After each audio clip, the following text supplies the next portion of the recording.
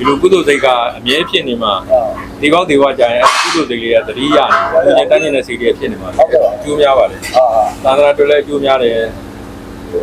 လူရှင်မိသားစုတွေလည်းကျိုးများပါတယ်လူရှင်မိသားစုလည်းဒီများမက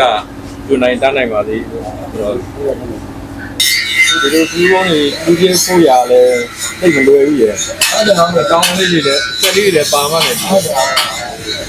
ဆက်မိရတယ်ကျွန်တော်တို့လည်းပေါင်းတော့အိမ်တိုင်းရဲနေပြီလေအဲ့လိုပေါ့လူပဲတမ်းမဲ့ဆိုရဲဟိုလေခုနကတော့တော်မူကရရအဲ့ဒီလည်းကတော့သူရိုးများတယ်ကြာကျွန်တော်လည်းဒါမျိုးလုပ်နေတဲ့လူဆိုတော့အဲဒီမဲ့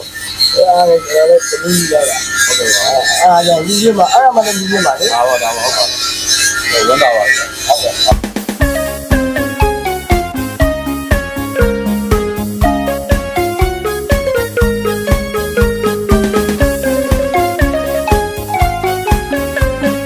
စဘူအမှန်963ည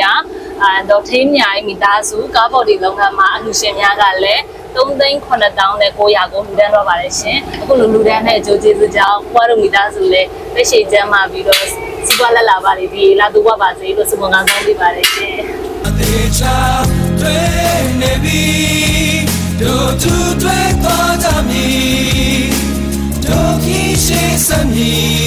ရှိမလို့စိတ်ကူး